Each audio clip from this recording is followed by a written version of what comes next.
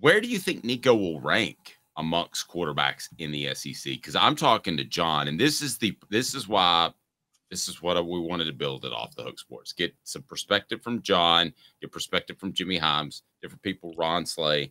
John can provide a lot of perspective on this because I'm talking to John prepping for the show last night, and Caleb and I were discussing this at our 3:45 a.m. production meeting. And John, you think this could be the best SEC class ever in terms of quarterbacks. Now, how much of that's Oklahoma and Texas coming in, we'd have to factor that in. But Nico could actually be the fourth or fifth best quarterback in year number one, and that wouldn't be horrible. Nico Iamaleava. John, how good can this SEC class be? It's kind of scary good. Well, it was great 2 years ago when you look at the draft, but I'm talking about not just the best quarterbacks, the overall depth of talent at quarterback. I mean, I think even Vanderbilt, after losing 3 quarterbacks to the portal, will be better at quarterback because of transfers. So you go down way deep into the SEC and you can find a competent quarterback. I can't think of many seasons where that was the case. Too many seasons. There were going to be some teams you played and, you know, that quarterback can't beat us. You just knew that. I think Nico, he's a major factor in this. Right now, the only quarterback I would rank ahead of Nico is Carson Beck at Georgia. I know these other guys have more experience. I know what Jalen Milroe did last year. I know what Quinn Ewers did. I think Nico will be better than those guys. That's how high I am on Nico. I go back a few years when Johnny Manziel was at Texas A&M. He redshirted, as Nico did. Redshirted as a true freshman. Went out to spring, and he was supposed to be the backup quarterback. Won the job, won the Heisman. Had one of the greatest seasons in SEC history. I think Nico has that kind of potential. Wow. And that's why I have him so high. Yes, that's pretty strong. All right, so Caleb, I know you're as high on Nico as well, but would anybody be surprised if he were at the end of the day in quarterback ranking rank third or lower, considering the depth that John talked about at the quarterback position? And this is brought to you by Apex Apparel. Man, they do so much more than just apparel. One-stop shop for all your brand supply products. I know we got a lot of business owners out there. I've ordered my Off the Hook Sports polos, and it's coming, and Caleb's going to be wearing it. It's going to be awesome. Not just clothes, design, brand, market your way, mugs. I mean, they've got screen printing, promo products, embroidery, signage. Call Tyler, 865-919-3001. Call Tyler, 865-919-3001. Giveaways, uniforms needed for your business. Spirit Wear, they do that for a school or group. Apex Apparel. Call Tyler, 865-919-3001. Or go to yourapexapparel.com, yourapexapparel.com. 15% off your first order if you mention Off the Hook Sports. Caleb, there's a darn good chance with the depth of quarterbacks in the SEC that Nico could rank third and Tennessee could still have a great season. Could you see that possibly unfolding? I mean, you set the level of with the level of expectations I have for Nico. I still think it's a disappointment if he's third. Now, does that mean that, like, I'm with John that, okay, potentially Carson Beck could maybe be a better NFL quarterback than Nico Iamaleava? There's this guy down in Texas that whenever he becomes a starter in Arch Manning, he could be a better NFL quarterback than Nico Iamaleava. But in terms of playing in college in the right system and with your talent, I'll just be honest. I think it's a disappointment if Nico Iamaleava doesn't have better numbers than Carson Beck next year. I do. I think it's a wild disappointment. Let's ask Peyton Manning what he thinks about, because you and I disagree with that. What about third for Nico, Peyton? They're like, that is total bullshit. Easy on the language. Come on. I agree with Peyton. It should not be third. It should. I mean, it's a disappointment if he's not the best. Let me go ahead and tell you he's going to be number one, because the college quarterback ranking factors in yardage more than the NFL does. So he might not be number one if we were using the NFL quarterback ranking, but in college, the way it factors it in, that's why Hendon Hooker was so high. He's going to be number one and 1, 2, or 3 in the nation. If I had to take the bet as to John, number 1 in the SEC, top 3 in the nation, or not, which would you take? Yeah, Carson Beck won't have extraordinary stats. Right. I just really like him as a quarterback. The first thing I look for, and this kind of is NFL related, is accuracy. Coolness under pressure, running ability. Carson Beck's a better runner than people gave him credit for before the start of last season. He can make plays when he has to. So I think in overall ability that Nico will eventually be the best quarterback in the SEC.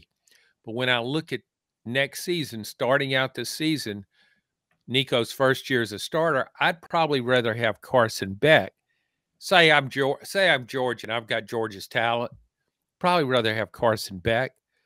But I mean, see, to be second in this group, I mean, you're talking about a bunch of Heisman Trophy possible candidates. I mean, Jackson Dart at Ole Miss has gotten better each year. If he gets better his third season, then he's in the Heisman conversation. A lot of talent around him. Jalen Milroe, I think, was 6th in the vote this past season. An incredible athlete, and throws a deep ball well. Those kind of guys, and I think Jackson Arnold at Oklahoma will be really good. But I do agree with Caleb on this. When you talk about a marriage between quarterback and system, it's hard to beat this one. This is the quarterback that you would draw up if you were planning, okay, who do I want to run this offense? Here's the guy I would want. I wouldn't want Carson Beck for this offense. I would want Nico Iamaleava. Let me practice this. Nico Iamaleava. Is that close? Iamaleava. Iamaleava. No, that's not it. But anyway, yeah, we'll just move on. But you can keep practicing on your own time. Caleb, does this open it up that this is the deepest quarterback class maybe we've ever seen in the SEC for a potential upset? Maybe not for Georgia, who's the elite program in the nation. They're not going to roll into Vanderbilt or wherever that game is this year and goes, man, that Clark Lee, he's got him one heck of a signal caller. But for a Tennessee who's trying to break into that next level, is it a little bit scarier that every team is going to have potentially good to really good quarterback play? Well, okay, so I was thinking about this too, because John's right. I mean, it's very deep. And when you bring in raw numbers, the league has 16 teams deep. So now there's just naturally more, because you're right. John and I both agree that LSU has a better quarterback who's stepping in this year than their Heisman winner last year. Honestly, they're about to have an upgrade, which is crazy to think about. And then you have Carson Beck, you have Nico Iamaleava, you have Quinn Ewers. So you do have Jalen Milroe. I don't know what's going to happen at Alabama with Kalen DeBoer down there, and Jackson Dart at Ole Miss. I mean, I'm trying to not miss guys, but it is a loaded class.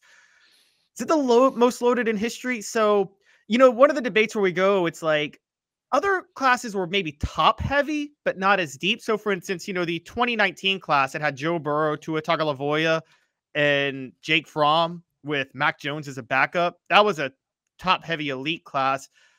One I want to throw out to you guys, you're going to find this funny.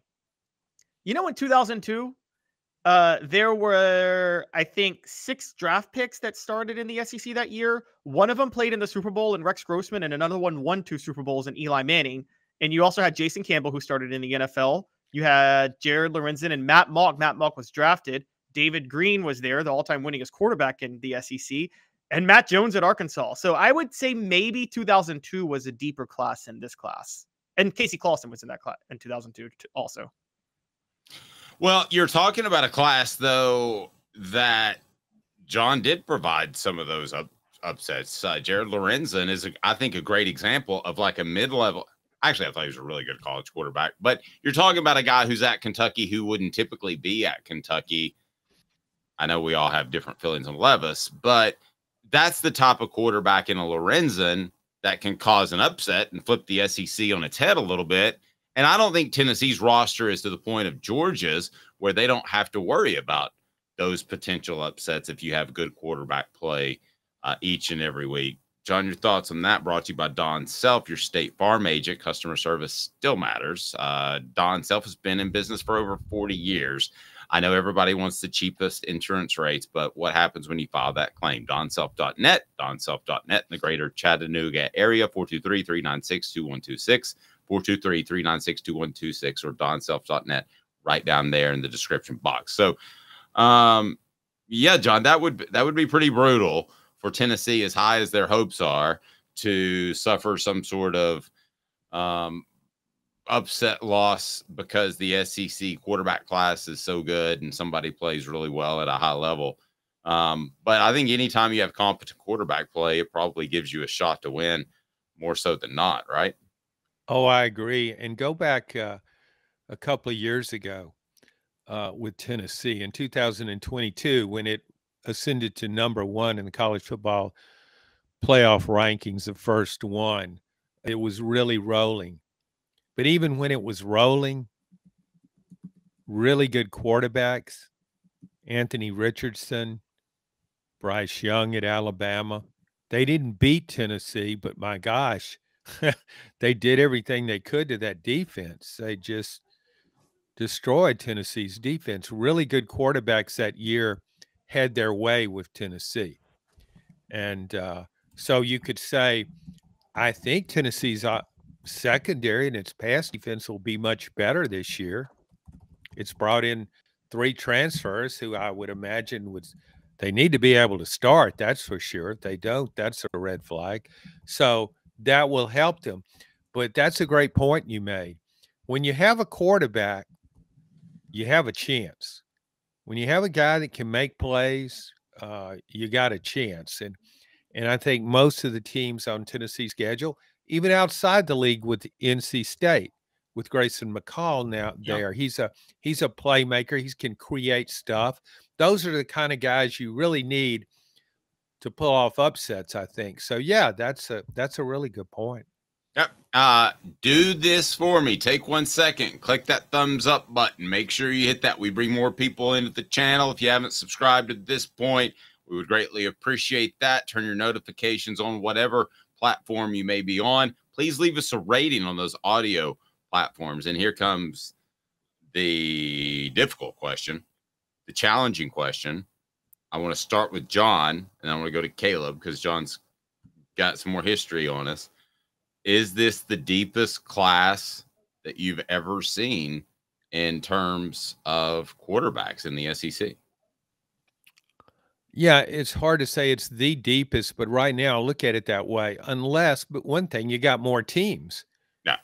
Texas and Oklahoma both bring competent quarterbacks into this league, guys who I think will be drafted. I mean, I think John, we may have had the same conversation when Arkansas and South Carolina came in. I call it the Tannehill effect. Steve Tannehill rocking the mullet. I don't know if Caleb remembers that. So John says probably. I say absolutely because of the extra teams and the ability to transfer. Yeah, that certainly makes that. I can't remember all the guys, but I go back to the early 70s. I guess 71. Pat Sullivan was at Auburn. He won the Heisman Trophy. You had Burt Jones at LSU, who became a great NFL quarterback. You had Archie Manning at Ole Miss. Terry Davis was at Alabama, and he was a great quarterback for that system. Alabama was running the wishbone at the time. Florida had John Reeves, who played in the NFL. Kentucky, I can't remember who the quarterback was, but I'm thinking he was pretty good. But yeah, with the extra teams, it's a great shot of Tannehill. What I remember about Tannehill is when he would make a good play, he would do the baseball thing and hit an imaginary home run. Remember that, Dave? I do. There's nothing like an imaginary home run. I know. All right, guys. So let me get Caleb's take. Best SEC quarterback class ever? I say you got to. I don't think it's close. You got to go relative, and I actually go relative to like I would go like percentage of teams. So that's why if you go percentage, you're right. You can make it seem a little deeper. Otherwise, I'm still going the 2002 class because it had a bunch of good quarterbacks. I mean, Jason Campbell, Rex Grossman, and Eli Manning all started NFL games. Matt Mock, Jared Lorenzen, and Matt Jones and David Green were all dangerous, and Casey Clausen was in that class. And so, again, you have 2 Super Bowl starters and a 2-time Super Bowl MVP in the 2002 SEC quarterback class. Even though, again, no Hall of Famers in that class. I'm sorry, Eli Manning, outside of the 2 Super Bowls, is not a Hall of Fame caliber NFL quarterback, but he does have 2 Super Bowls.